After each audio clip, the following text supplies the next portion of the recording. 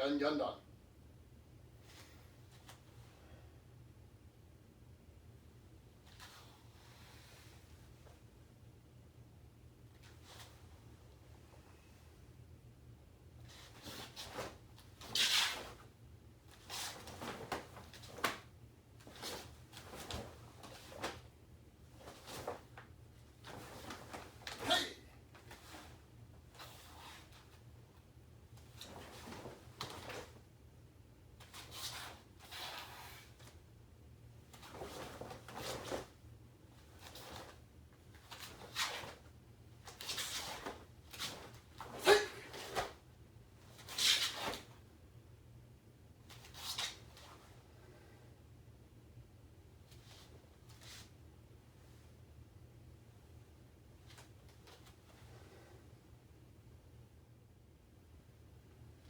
The kata Heian Yondan is the fourth kata that we learned. It combines all the body movements from the first three katas that you've learned and adds kicking techniques. One of the first things that you'll notice about the first two movements of this kata is the slow motion of the first two techniques. Normally, our blocking techniques are quick and strong, but with this kata, the kata starts off very slow and controlled.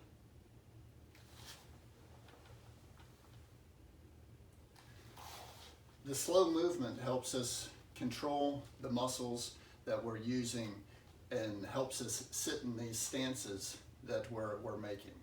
So the other difference between this kata and say Heian Yondan is the open hands compared to the fists. So the open hands you might think of as we're coming through using the back of the hands, back of the arm as a block. Also, you can think of having the hands open so that you can grab your opponent and possibly move out of the way.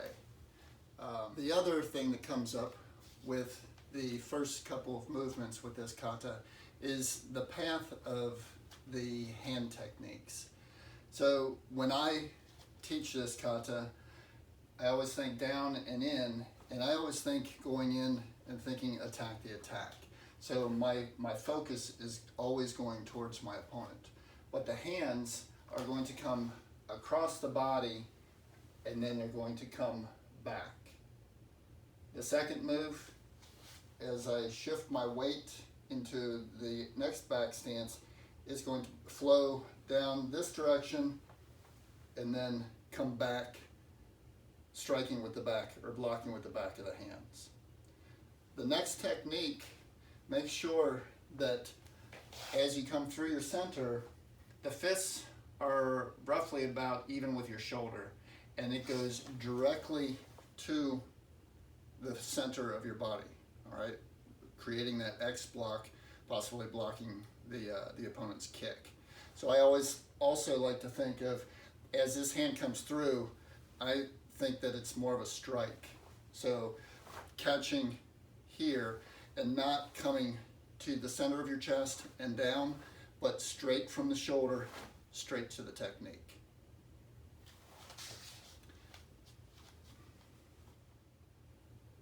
The next point I'd like to make is from move number 4, you're sitting in your back stance and you have the support block. Make sure the knuckles are again even with the top of your shoulder, about a fist and a thumb off your hip. Your left hand is your supporting hand, and make sure that you're not punching yourself. Make sure the outside edge of your little finger is what's making contact with your right arm. Almost think that you can use this as a strike if need be after you block. The next move, coming into move number 5, you're going to set this stance. You're going to have a nice tight draw hand with a cup and saucer, fist on top. This hand coming out, think of it as a block. If your opponent is punching at you, you're blocking or striking their technique. The side kick that's coming out is going to be chewed on level. All right, try to keep yourself the same level the best that you can.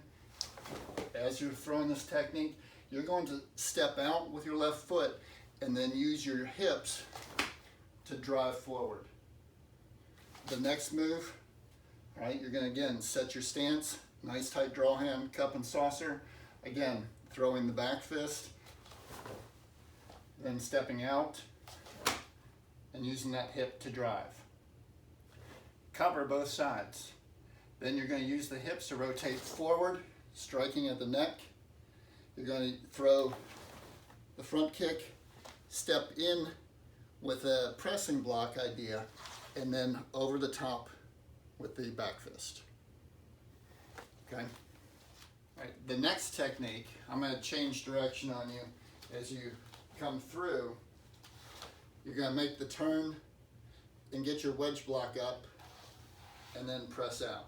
All right, make sure that you make that turn and catch your opponent before you come up with the wedge block and then pressing out, turning the wrist at the last minute. Okay, the elbows, you want to keep them tighter to the body, keep that core connection. Then as you're coming through, make sure you're keeping your fists up. All right, don't drop your fists when you're throwing the kick. Kick, then your two punches. Again, catch your next opponent, come up, then turn the wrists out the last minute. Then again, get the kick up, and then your double punch. Changing to your support blocks again. You're going to come through. Make sure you don't overextend, over-rotate. From here, almost think that you're coming 45 degrees, then switch. 45 degrees, then switch. Okay? Then the next technique, all right, you're going to shift from a back stance to a front stance.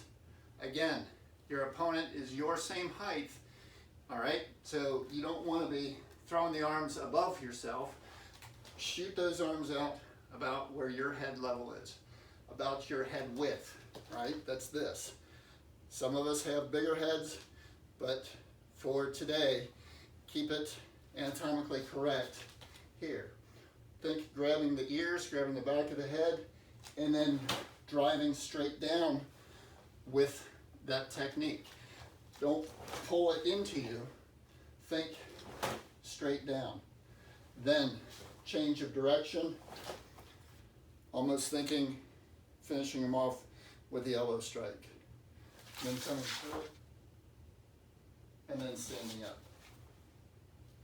So that's the kata Heian Yondan. Your ki points are move number 13, when you're stepping where the fist comes over the top. That's your first ki point.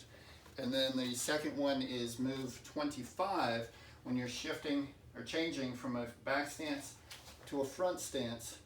You're grabbing that melon, smashing it on your knee as your ki point. Then you're going to change direction and step back into your back stance. Make sure you practice the important points of the kata. Don't just always practice the kata start to finish. Break it up a little bit. Pull out the areas that you're having the most difficulty with and practice those, and it'll help smooth your entire kata out when you do put it together.